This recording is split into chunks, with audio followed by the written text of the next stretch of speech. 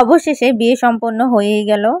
আসলে মেয়েদের জীবনটাই এমন, বাবা মা এত কষ্ট করে বড় করে কিন্তু দিন শেষে বাবা মাকে ছেড়েই চলে যেতে হয়।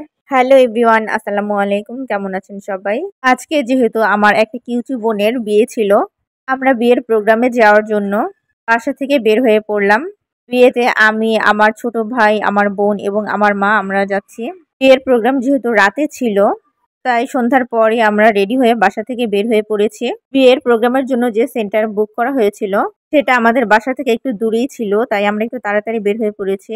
প্রথমে অটোতে এবং অটো থেকে নেমে রিকশায় আমরা সেন্টারের দিকে যাচ্ছিলাম। সেন্টারটি ছিল সংসদ ভবন রোডে, বিজয় সরণির দিকে।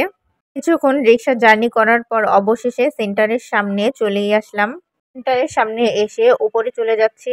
আজকের প্রোগ্রামটা মূলত ছেলের বাড়ি এবং মেয়ে বাড়ির লোকেরা একসাথেই করছে, মানে তারা আলাদা আলাদা অনুষ্ঠান না করে একসাথে একদিনেই বিয়ে এবং বৌভাত দুইটাই সেরে ফেলেছে। এ পক্ষের মেহমানদের জন্য 2 তলা বুক করা হয়েছে, আর ছেলে পক্ষের মেহমানদের জন্য 3 তলা বুকিং করা হয়েছে। আমরা তো এসে দেখি খাওয়া দাওয়া শুরু হয়ে গেছে। পরে এসে প্রথমে আমরা কনের কাছে চলে আসলাম। এসে দেখি বিয়ে পড়ানোর জন্য কাজী চলে এসেছে। কাজী কনের পাশে বসে সমস্ত লেখালেখি সম্পন্ন করছে। বিয়ের কোণে দেখি ভয়ে জড়সড় হয়ে আছে। কাজীর লেখা সম্পন্ন হলে বিয়ে পড়ানো শুরু করে দিল। বিয়ে পড়ানো শেষে কনের সাইন নিচ্ছিল রেজিস্টার খাতায়। বিয়ে সম্পন্ন হলে আমি কনেকে কনগ্রেচুলেশন জানানোর জন্য তার পাশে গেলাম এবং ছবি তুলছিলাম। সাথে সাথে আমার মাও তাকে অনেক দোয়া করে দিচ্ছিল। কনে হচ্ছে আমার ছোট বোনের বান্ধবী, আমার মা তাকে খুবই পছন্দ করে, আর তার এই বিশেষ দিনে মা তাকে দোয়া করবে না তাই কি হয়। এরপর আমরা সবাই চলে আসলাম খাওয়া দাওয়া করার জন্য। আমরা সবাই একসাথে খেতে বসে গেলাম, সাথে ছিল আমার বোনের সব বন্ধুরা। খাওয়া দাওয়া শেষে আমি সবকিছু ঘুরে ঘুরে দেখছিলাম আশেপাশের, কোথায় দাঁড়িয়ে ভালো ছবি তোলা যায়। ঘোরাঘুরি করতে করতে স্টেজের দিকে চলে আসলাম। স্টেজে বর আর বউকে একসাথে বসানো হয়েছে। এইখানে বর আর বউয়ের কিছু ছবি তুলে নিলাম। বর আর বউকে অনেক বেশি ভালো মানিয়েছে। তারপর আমি আর মা অনেকগুলো ছবি এবং ভিডিও করে নিলাম।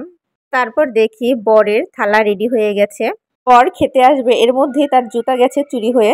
আসলে বিয়ে বাড়ি বলে কথা, একটু একটু মজা তো সবাই করবে।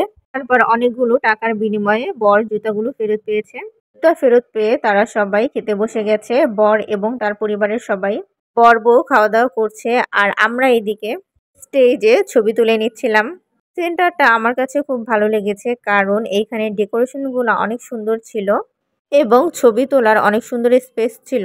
আমি, আমার মা এবং আমার ছোট ভাই আমরা সবাই মিলে ছবি তুলছিলাম। এই যে দেখেন আমার বোনের অবস্থা, সে তো একটার পর একটা পোজ নিয়ে ছবি তুলেই যাচ্ছে।